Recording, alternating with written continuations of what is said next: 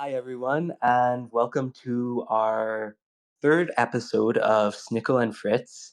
Um, we were originally we had the idea of making this episode about cows in Norway, but we ended up choosing something completely different in the end. We went with city planning. So Sky and I were both pretty interested in it. I took a couple courses in it at university, and Sky and I we play a city planning game, also called City Skylines. It's kind of like Roller Coaster Tycoon, but for cities. And it's I think very that's the best addicting. way to describe it. Yes, it is very addicting. So we're both interested in city planning, and so we're here to talk about how it impacts people and different ideas around city planning and what's going on, what's new in the world of city planning. Sky, do you have anything here? Oh yeah. Yeah. Well, first off, Brett introduced me to Cities Skylines maybe almost 2 years ago now. And I started playing it and I got addicted. And, I didn't really think too much about city planning before that point in time. But once I started playing, I also started looking around, areas that I, live in, travel in, or whatever I'm around in, and I've been more observant of how cities, towns, and different infrastructures are built, which I think is a really positive outcome. But I also do a lot of learning from video games, strangely enough. But yeah, so through the video game, I got pretty interested, and me and Brett have had many interesting and random conversations about city planning, like what ifs, or, why would this city do this here? Like, that doesn't seem to be very efficient. Or I really like what this city is doing here. It seems to be working very well. Citizens seem happy with it. There's less issues. And so yeah, Brett has a better understanding of all that stuff than I do, but it sure is interesting to talk about. And yeah, so this is probably a very casual episode here, but I think that's nice, and we need to be able to chill out and just talk about random stuff, and that's what this podcast is about. Me and Brett, we talk about the weirdest crap, and we have so much fun with it, and we're hoping you guys are having some fun with it too, and all of our very diverse episodes and topics so far. So, yeah. Yeah.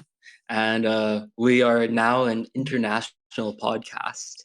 So very happy about that. Um, But honestly, thinking of going international, like Sky, growing up in Saskatchewan, you see everything as a grid. There's like Main Street, first, second, third, fourth. Yeah. Every Canadian city is based like that, except some of the older parts of the cities out east. Hmm. And so we're so used to that here. And I've been to Europe a couple times, and Sky's been to Europe also for a while. And comparing our cities with European cities, they're completely different. Hmm. In like you look at London, UK, and the streets make no sense. They intersect at like weird angles. There's like one-way roads everywhere. There's bridges and tunnels, and it's just complete chaos. It's like an American city planner's nightmare. So, Sky, what were things like when you were in Finland? Well, I was just awestruck when I went to Finland, and you know, it was just amazing to me. It was I've lived in the prairies my whole life. Before I went to Europe, I've been to both coasts in Canada, and I would say the East Coast is, closer to Europe in some ways than the rest of Canada for the most part. But yeah, when I went to Europe, I don't even remember what the first thing that really struck me was, but I think it would have had to have been the architecture. Obviously, I think Helsinki was the first city I was in. That day we didn't really get a good look around, but later on it's just all the old buildings, the old roads. Like there's parts of some cities where they still have like a cobblestone road area, and I can't remember if cars were allowed to. Yeah, cars were allowed to drive on there, I think. But it was just very different, and of course, all the different European styled homes, and how you know things just function different in the cities, like way better public transport.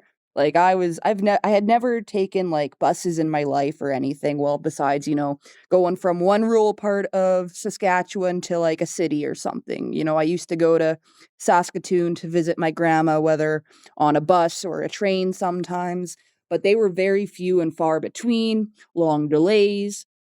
But in Europe, we took public transport almost anywhere if we were just going somewhere in the cities, and it was just amazing because it was quick, it was fast. There was a bus every 7 minutes.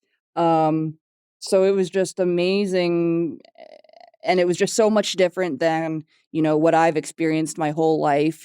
Canada isn't super old, and especially in the prairies, where I grew up, it's a lot of 1970s homes.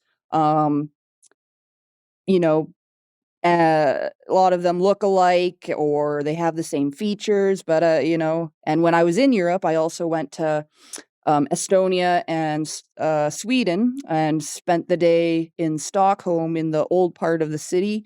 And oh my God, like if I could just live in just that area for the rest of my life, I think I would just be happier than anything, because it was just so beautiful. And I remember being in those older cities and feeling like I was like in a James Bond movie. You'll always see them going through these, you know, old European cities on the bikes or in the cars, and that I just felt like I was in one of those movies in that moment. And yeah, it was just I loved it. And well, I don't know if this was answering whatever you asked, Brett, but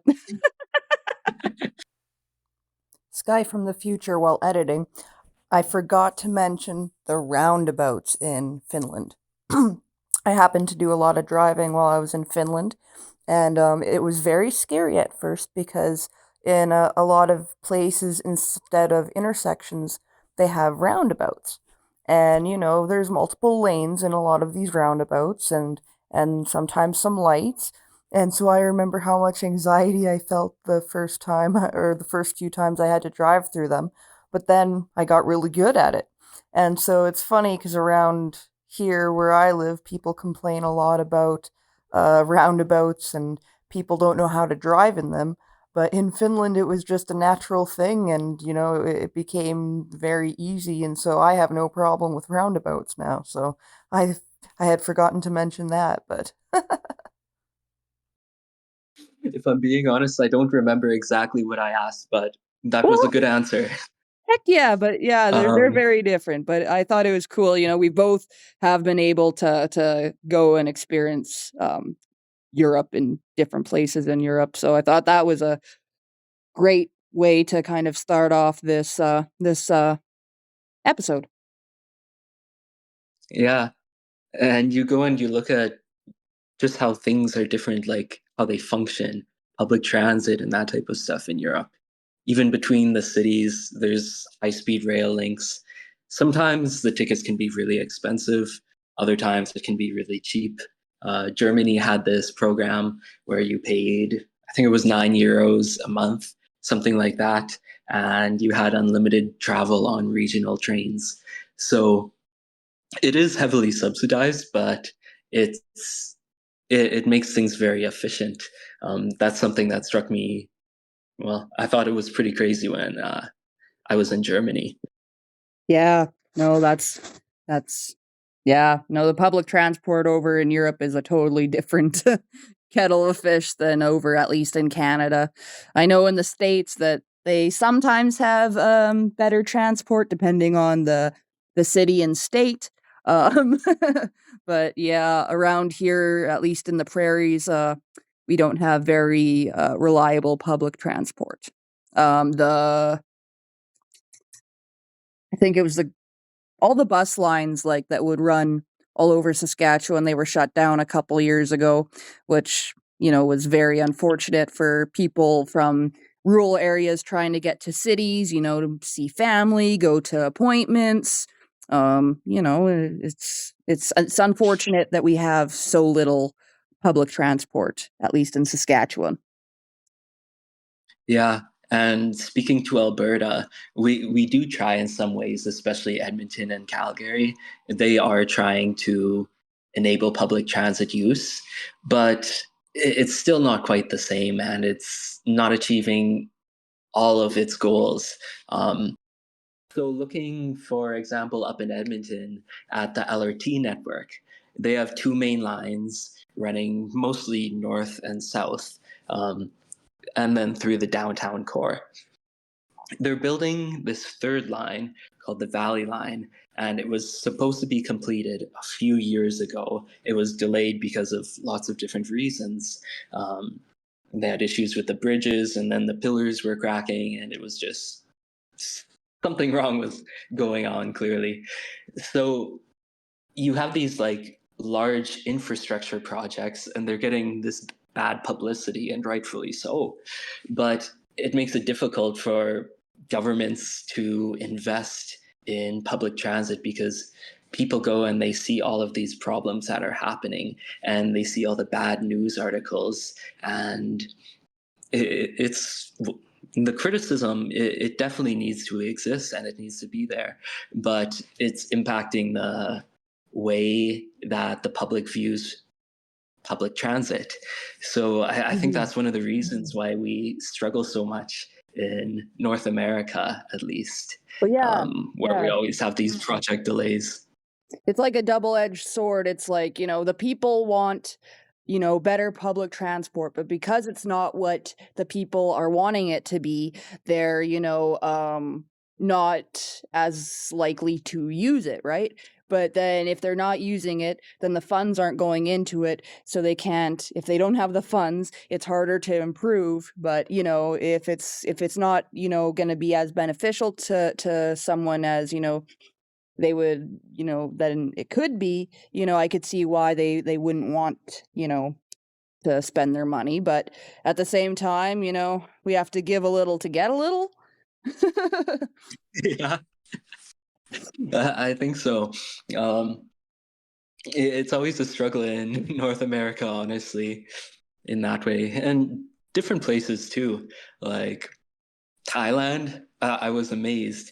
They have these large freeways running on pillars all over the city, these expressways, and you have to pay money to go on them.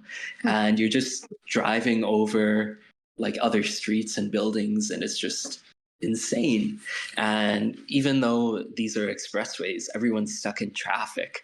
And so you have this really inefficient system Yeah, that doesn't sound like because an expressway. It sounds like a stay yeah, away. it's not when you're driving like 20 kilometers an hour and you have to go, I don't know, 15 kilometers across the city. It's going to take a while. Yeah, gotta leave for work, 4 hours before because I'm gonna be stuck in traffic for 2.5. And this is why I don't live in a big city or, Yeah. I live a block away You from work. I like to be able to get there in 2 minutes. you look at something like Regina even, and honestly, if you're on Ring Road or wherever in Regina, you can get basically anywhere in the city within 15, Mhm. 20 minutes. So it's not that bad. But then you go and you look at something like Calgary, where rush hour can slow you down and make the time take twice as long. So it's like these different things where initially in a city like the size of Regina, which I don't know, has like 200,000 people, something like that, versus Calgary, which has like 1.5 or something million. Um, and you see how it's efficient enough in a smaller city, but it's not efficient enough in Calgary. So now we're dealing with all of this crazy congestion. And then there's Toronto. I've been to Toronto once, and Yeah, it takes forever to get anywhere, and that wasn't really fun. That part of it. I mean, there was some cool things in Toronto. I don't mind visiting, but I wouldn't want to have to live there and deal with that all the time. Toronto is home to the North America's widest freeway. It has, I think it's like 25 or 26 lanes in one area going God. different directions. It's nuts. Kind of reminds me, I So, know there's a lot of that like in the southern states. Like I think I've heard like about around Florida and California, stuff like that. They have a bunch of those. mhm. uh that would just be major anxiety. Oh, but Brett, one of my favorite things about, transport and vehicles in Europe, What's that? the lack of pickup trucks. Uh, yeah, I if you I see a pickup understand. truck in Yeah. like the downtown of a European city, you are like staring at it because that's the only one that's in the whole city, probably. Like, I understand here in the prairies and stuff like that. Yes, there are a lot of great uses for pickup trucks. They have their importances, but there's also a good number of people who have trucks just to have a truck and don't really Mhm, have, many good uses for, whether it be it's horsepower or, carrying capacity. They just have a truck to have a truck. And, when I was in Europe, it was just so refreshing to see less trucks. That's just a personal thing of mine, but it was just nice to see. And I don't know as much about emissions as you might, Brett, but from what I know, trucks aren't very environmentally friendly. I know a lot of vehicles aren't, but I know trucks can be gas guzzlers. yeah, they're pretty shitty, honestly, for the environment. They're very inefficient when you're Sorry, going truck over like drivers. large distances, unless you need to be like pulling something heavy. But Mhm. it's tough not to have one in the prairies in Canada, especially with the Definitely. snow. The They're pretty snow. important here.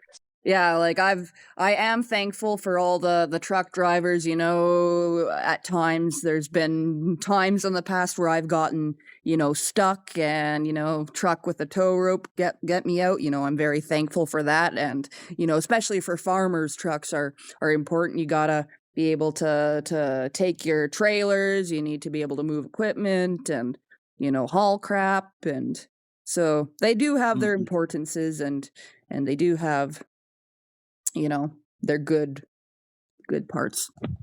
But it was refreshing in Europe to not see the streets congested with, all these big pickup trucks. Yeah, lots of people they want to live in the big city but have the vibe of a small town, and so we have like these suburbs as a result, and so it kind of creates this system where I don't know, we're inducing traffic to come no matter what, because Mhm. everyone lives so far away, disconnected from everything. Mhm. It makes it difficult, Yeah. especially if you don't have a car. Yep. Exactly. Could only walk so much for so long. And, especially if you're in more rural areas and, if there's few and far things between, gets difficult. Yeah, it does. Um, there's this idea of like the garden city. It was created in, I think, the late 1800s or early 1900s. And it came over from Europe because all of their cities were just completely disgusting. Like people would throw sewage out their windows. There would be horses walking around the streets everywhere. It was There was no proper plumbing or sanitation. There were diseases. Factories were built close to people's houses, and they were mostly slums a lot of the time. They were often racialized, also, especially against Irish people, and so it's like this really disgusting urban environment that's not healthy, because the people who would work in the factory would go and they would walk from home to the factory, work for like 12 hours, then walk home, and they wouldn't be able to like shower with hot running water. It's just a really rough situation. So originally, rich people wanted to get out of the city, and so they went and bought like country houses where they could go when they didn't feel like being in the city in that claustrophobic environment. So it started with the really rich people, and then you have it progress to, well, you look at North America and the post-war boom and how much job creation there was at that time and all of the work opportunities and how good the economy was doing. So you have that situation. So everyone is entering home ownership and you're building out these massive grids of houses, and everyone is able to afford a house at that time, and it's just a man working, so it's a single income household, but it's relatively comfortable, especially for the standard at the time. So you have like this weird evolution of the suburbs and how they became what they are today. Mhm. Well, it's not even big cities anymore. Our hometown, has its own little, I don't know if it's, considered a suburb, but it's just, a couple kilometers out of town, and it's kind of considered to still be a little bit of a part of it, but also not. So, it's similar, and if you go to Regina, there's White City, there's, Pilot Butte, and they used to be further away from Regina. But as Regina has grown over the years and has continued to expand, whether it be more commercial, industrial, or residential, they've kept expanding and expanding. And the little, areas, like White City, Pilot Butte, they've also been expanding over time because, hey, Regina's close. We might not want to be right in the city, and so this works. But they're getting bigger. There's more jobs in those little areas too. But at some point in time, there won't be much difference between Regina and Pilot Butte and White City. Eventually, with expansion, they might all kind of be way closer together than ever before.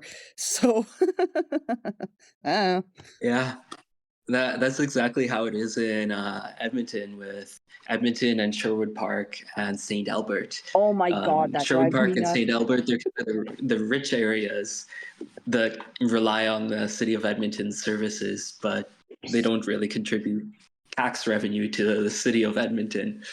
That's always So confused I the heck out of me. yeah, it sets up a bad economic situation. Yeah, like I have relatives who live in St. Albert, and I've been to Edmonton, and then I've gone to St. Albert, but to me it was just another part of Edmonton. Yeah, yeah. It basically is like they're touching each other. Although the roads They seemed more communicate with confusing each in other. St. Albert. There's a lot more trees. That's what they're known for, and they Oh, have that river running through town too. well, good for them. It's pretty nice. Uh, no, no, it's a nice area. Like I definitely thought it was pretty though.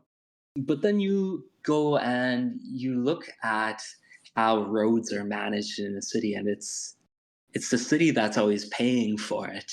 Um, Developers, they'll get the rights from the city to develop a certain area, and they have to build the road and then take care of its maintenance for 1 or 2 years or whatever the agreement with the city is. But the city is the one that has to maintain that over time, and so it's when the like in Saskatchewan and Alberta, where he's talking about like the potholes in the road, and it's true the roads are pretty shit here. The winter really messes with them. It's really unfortunate that the roads are this way, but it's a huge expense that the municipality, the city, has to pay, and so it's this system where everyone lives far out in the suburbs, and the reason why the city is taxing them so much one of the many reasons is because they have to go and build these massive road networks and maintain that. And so if you're living in a city and you don't have a car, it's really rough because you're still paying the property taxes if you're in an apartment or something, but you're not driving around using the roads that the city is spending like 10-20% of their budget on. So that's kind of a rough thing about the road network setup.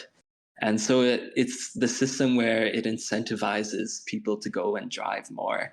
And it's almost like a subsidy because you go and you have these big box retailers. You have Costco, for example.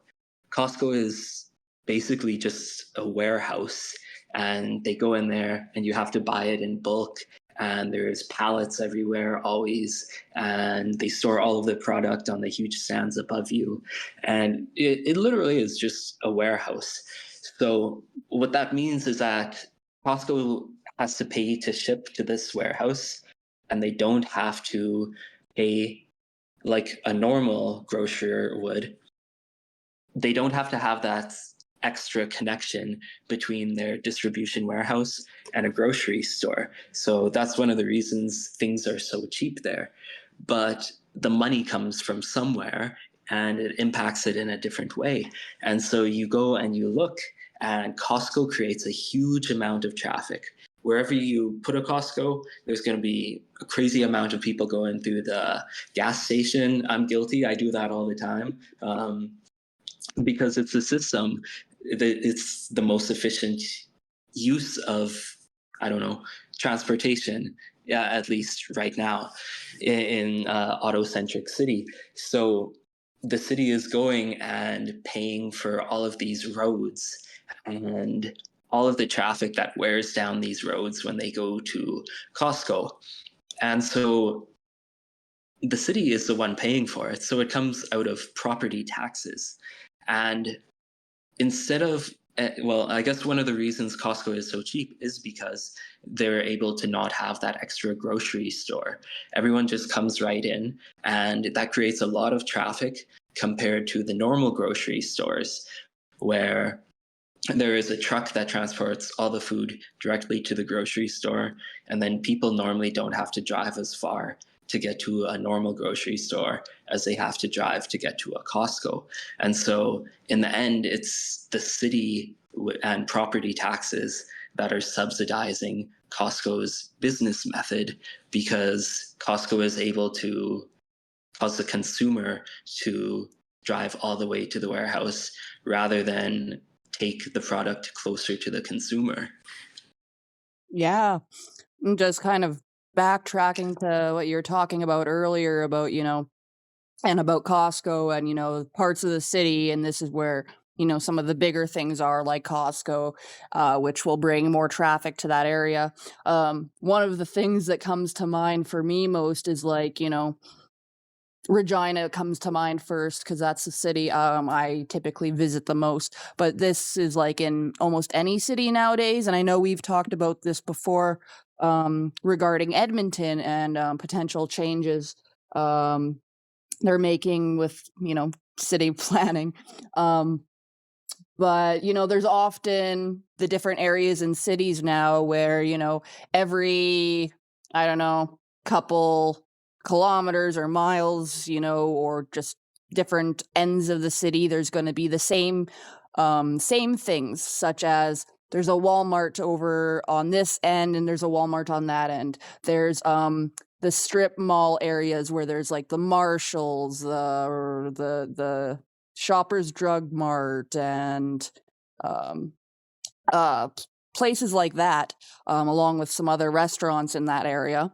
And, I've walked around some of these areas before. And one good thing is that if you do live in an area like that, you can get to these places easily by walking.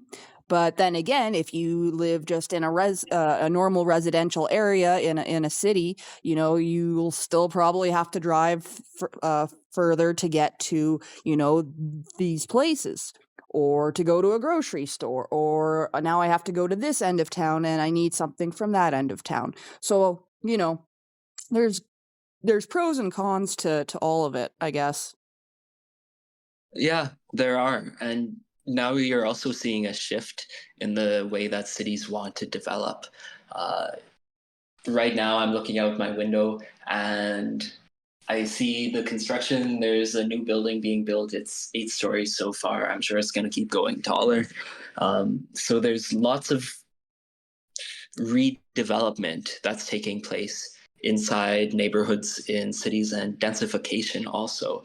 So the city knows that they can cut down property taxes if they put more people in a tower in this area rather than put everyone out in the suburbs and have a bunch of extra roads over there and water pipes to maintain. So the city knows this is more efficient. So this is why we're seeing so much densification in Canadian cities. It's pretty crazy right now. Vancouver, Calgary, Toronto, they've been growing insanely. Hmm. We've had, I guess we've had higher rates of like immigration over the past couple years, which is a good thing for our economy. But for a long time, I don't think Canada was used to having our cities and populations grow so rapidly, like in a short period of time. So I think it's like every city or province or whatever, they're kind of playing catch up. And kind of on a similar note of, densification.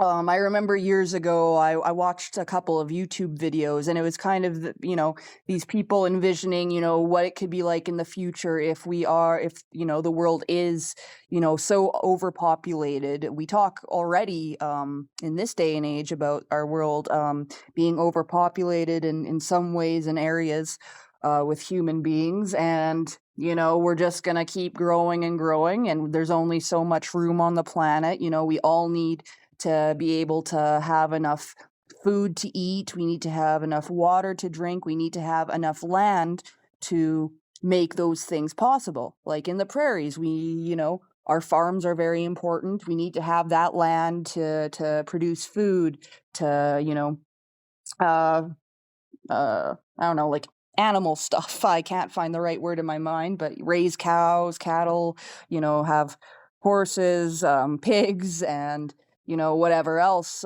chickens.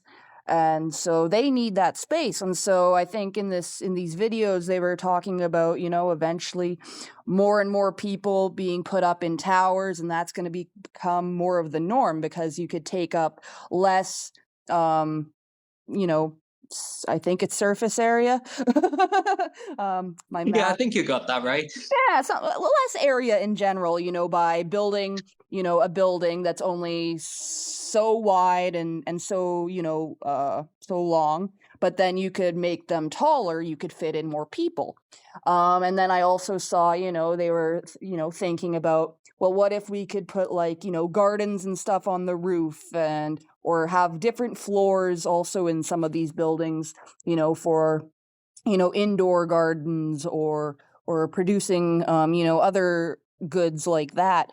And, it's just something to think about because our populations are growing in Canada and all over the world, and people are moving around and in the world more than they ever have, before in the past. Like, think of the past, hundreds years, thousands of years, people have traveled, but, a couple hundred years ago, it took a heck of a lot longer to get from one end of the world to the other. So I don't know, society is going to be struggling with this for a long time, I can assume. Yeah, I think so. Until the housing stock increases and catches up to the demand, which things happen slow in our country. So I don't know how soon that's going to be. Well, and I also think, So yeah. yeah, so basically we're screwed. I'm I'm sure that rental prices, housing prices are going to stay high for a while. But you also see some really interesting ideas coming in, some proposed solutions. Saudi Arabia right now, they're building a project called the Line, and it's supposed to be this massive structure that's tens of kilometers long, and it's going to be very tall, and it's going to be two buildings facing each other with mass transport beneath them in a straight line, and everything's going to be connected. There's going to be no vehicles. They already started construction on this. They've blasted out a bunch of rock and put in pilings. And so you see some of these crazy ideas coming out of the desperate situations of people trying to find housing. And some of them are really creative. And yeah, Yeah, I think I remember you telling me a bit about that, quite a while back, actually. And it's an interesting concept, that's for sure. And it'll be interesting to see how it works. If it ends up functioning as it's intended to, right? And all the little cogs and pieces that go into it. It's probably going to be a little bit till we get to see the results and what comes from it. But that'll be interesting for sure. yeah. It's a shame we don't use Canada's oil money to go and create these crazy projects. No, we need more money to go into fixing the potholes. There we go. There we go. Well, before we end today's episode, just a couple extra points. We've been talking a lot about, different parts of the world, different infrastructures, and, also city skylines, the game. And I think one of the biggest things I learned from playing the game is just how, you know, different parts of our cities and our functioning, how it all works, how we have our industrial, commercial, and our residentials, and our different parts of each of those. Um, and I am just thinking about residential areas, family homes versus like apartment living, and also with the current financial struggles many Canadians have been feeling over the past years, and many people in the world. The pandemic really helped screw everything up a little bit, but I mean it wasn't always the best anyway before. And with inflation and whatnot, young people are struggling to get out of their parents' homes, first of all, whether it's to get their own apartment or, a house, whether it's renting or owning, that's more of a struggle for young folks these days. And you'll see there's more young people still living at home in their, early to mid 20s or even further on. And I've noticed that there's been more families also living in apartments than I've really realized before. Normally you would think of a normal family living in a house, but that's kind of how I grew up. It might be a part of a bias, because in where we grew up, everyone lived mostly in a house. There's a couple apartment buildings, but that's normally where single people live, or couples before they have kids, or if people are living somewhere for business, or going to school somewhere. And so I just think it's kind of interesting how people have been shifting their living habits over the past couple years, to cope with everything going on in our society, going on in our cities, all the financial issues, the inflation. And that's going to have impact on how towns and cities run too, because if you have, let's say, uh, the houses, less people are living in the houses. Maybe they can't afford the mortgage, and maybe more people are moving into apartments. We might have more, abandoned homes just sitting around. And that's really sad because we have a big homeless crisis in Canada right now.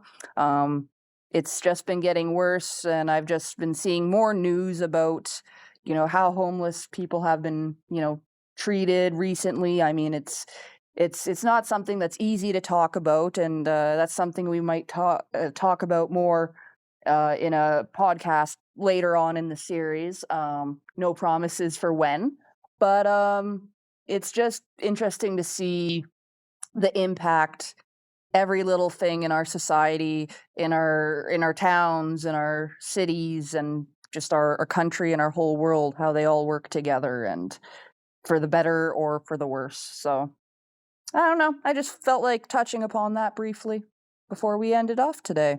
Brett, you got anything to add or comment on? Yeah. So I just want to say that it's really important how a city is designed because that's going to control a lot of your life. Growing up, we had access to lots of backyards and green space, so we like the outdoors more. If you're growing up in the middle of a city, you're going to have a different lifestyle and you're going to have different interests and want to do different things and probably like the city more. And the same is said for people who grow up in small towns or whatever community that you come from. So I just think that's important to see. Yeah. Well, we'll continue playing City Skylines and talking about, why this part of a city doesn't work and, all of that fun stuff. But it's important for people to think about, think about where you live, think about, what privileges you may have where you live, or, what's missing where you live. Growing up in a small town in a rural area, it's harder to get to cities, per se. It's a longer drive to get to places, because you don't have everything in your small town. But then again, in a small community, you kind of recognize everyone, you might be more familiar with people, which can be good or bad. But there's also, sometimes less to do, in cities. You got plenty of things to do and see and experience, but again, it just goes with, what mindset are you in, wherever you are, and there's good things and fun things to find in whichever city, town, or middle of nowhere place you're at. You just kind of have to use your imagination sometimes and look at things from a different perspective. Yeah, I think that's a good way of ending our podcast right here. Yeah. So, everyone, make sure to like, comment, subscribe, give us ideas of things to talk about. I've gotten a few suggestions so far, and we'll definitely be incorporating them. So, until the next episode, see you. Yeah, we really enjoy or appreciate your feedback and hope you all have a wonderful day, night, or whatever it is. And we will catch you again next time. Take care.